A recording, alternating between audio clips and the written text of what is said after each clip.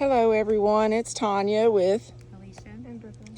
and we're going to do a story today about this lonely bench that they're sitting on. We are here in the beautiful Lake Catherine State Park, and I'm going to tell you a story about myself here in just a little bit, and I think Brooklyn is going to share one as well. But we're going to start with some scriptures like normal and discuss them. And these scriptures are about being lonely during lonely times. So we're going to start with Elijah in 1 Kings 19:4-8. It says, "But he himself went a day's journey into the wilderness and came and sat down under a juniper tree," however you say that, "and he requested for himself that he might die, and said, It is enough now, O Lord. Take away my life, for I am not better than my fathers. And as he lay and slept under a juniper tree, behold, then an angel touched him and said unto him, Arise and eat. And he looked, and behold, there was a cake baking on the coals, and a cruse of water at his head. And he did eat and drink, and laid him down again. And the angel of the Lord came again the second time, and touched him, and said, Arise and eat, because the journey is too great for thee. And he arose and did eat and drink, and went in the strength of that meat 40 days and 40 nights, until Horeb, the mount of God." And so what this is about is the prophet Elijah was on the run from Jezebel and went into the wilderness. He was in deep despair, requesting that the Lord take his life. An angel came and touched him, told him to eat and drink. He did and slept some more. The angel came again and told him the journey is too great. And so Elijah found God out in the wilderness, and my story coming up, sort of the same thing. We're going to move on to Genesis 21:14-19, and it's about Hagar's story. It says, "And Abraham rose up early in the morning and took bread and a bottle of water and gave it unto Hagar, putting it on her shoulder and the child, and sent her away. And she departed and wandered in the wilderness of Beersheba. And the water was spent in the bottle, and she cast the child under one of the shrubs. And she went and set her down over against him a good way off, as it were a bow shot, for she said, Let me not see the death of the child. And she sat over against him and lifted up her voice and wept.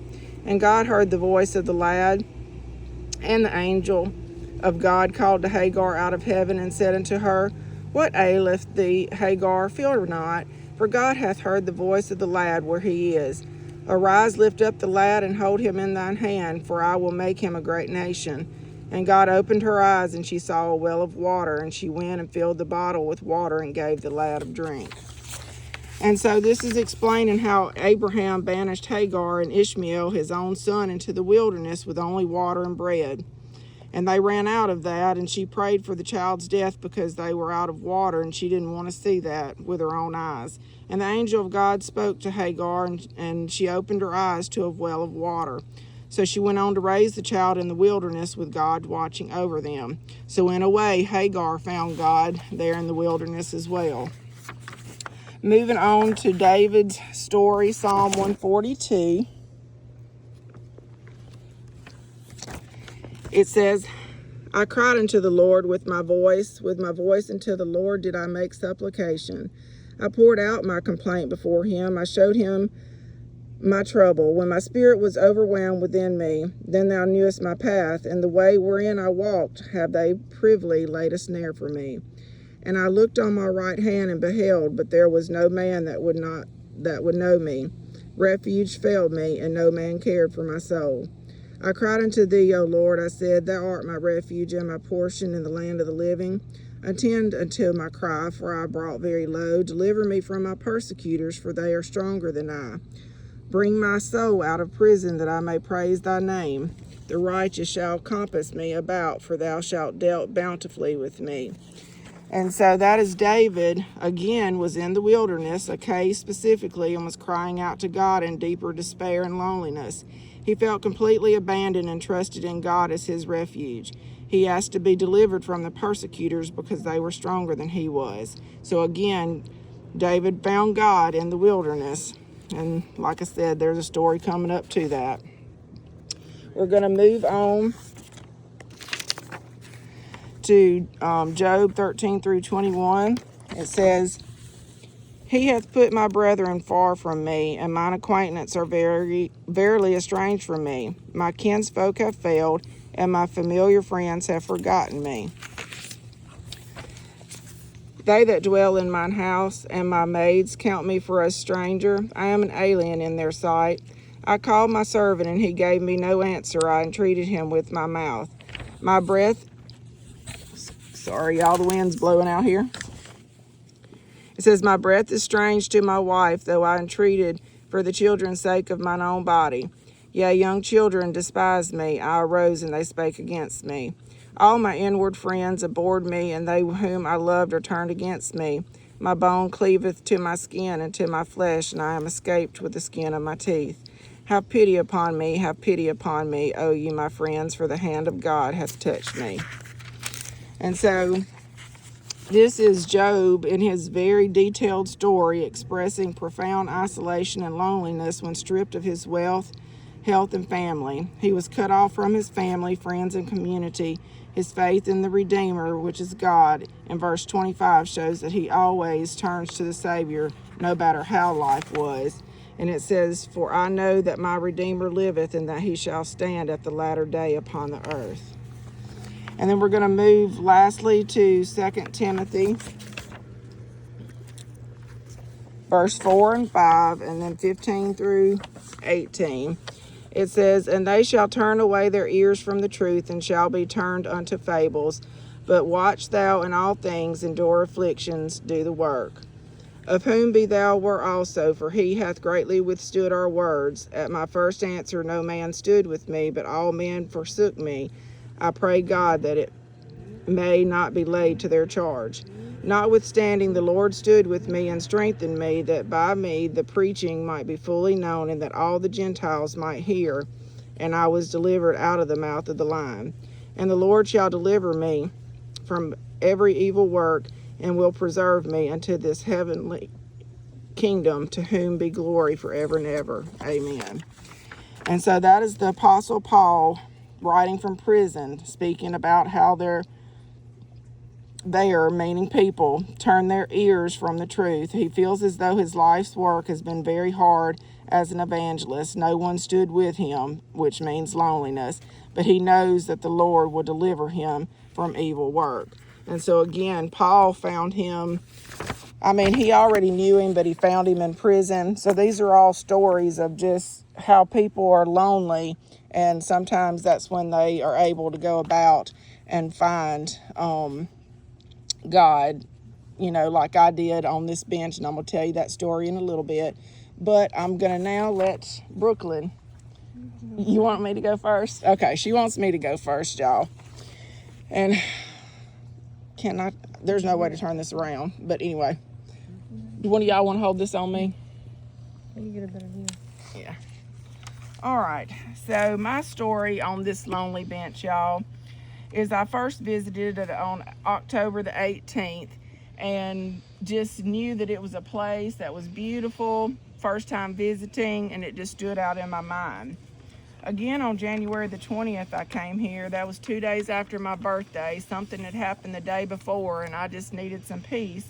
And I came out here, and I found some peace, but not the peace that I really needed.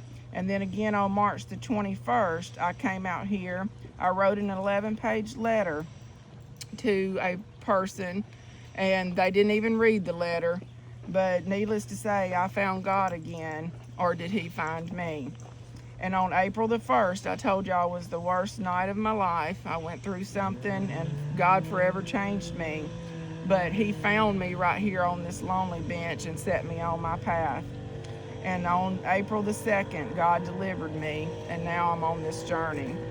I was alone, isolated, and lost, had nowhere to go except a house that I didn't want to be in anymore. I didn't understand why my life had changed so drastically in such a short period of time, because if anybody that knows me from October of last year until up until this point, my life is a 360. It's nothing like it used to be. And I know that only God can do things like that, especially the things that was happening to me. And so sometimes if you feel lonely, whatever you do, go out into the wilderness somewhere and you find you a lonely bench. And you talk to him and he will find you. And now we're going to let Brooklyn tell a little bit about her. Oh, you can record the beautiful view instead of me. Please. Thank you. I don't even know how to start this. Just how you felt lonely. Well, it's not really how I felt lonely. It's just how I got closer to God. Yeah, and that's fine. You can tell people how you got closer to God.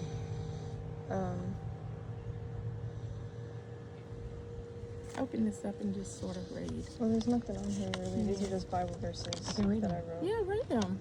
She wants to share some Bible verses first, y'all. I guess the first one is Peter 5 through 6, Peter 5, it's First Peter 5, 6 through 7. which is, humble yourself, therefore, under God's mighty hand, that he may lift you up in due time. Cast all your anxiety on him because he cares for you.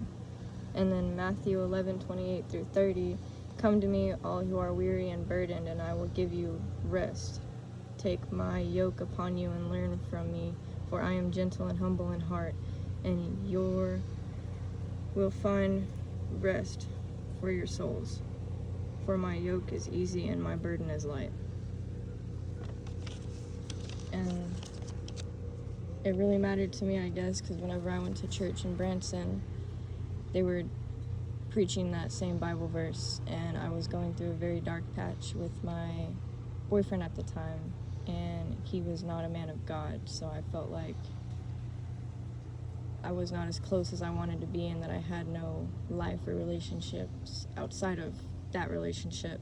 And during that service in Branson is when he actually broke up with me, which I felt like God did because he knew I couldn't do it myself. That's a very touching story. Yeah. So God always delivers us. And then From evil. 2 months after, in August, is when me and my other best friend Jalen were no longer friends anymore. Yep. He always gets us to where we need and on the right path. And My life has never been better. yeah, that's right. Mine too. I'm a different person because of what happened to me here on this lonely bench. And I'm going to show y'all what the lonely bench actually looks like from afar. It is just a lonely little bench that's out in the middle of nowhere, this wilderness. You see there's paths going to a waterfall, paths going back, and there's this lake. And I just brought myself with pen and paper on this lonely bench and found God again. And so I hope that y'all enjoyed this lesson. We enjoy bringing it to y'all.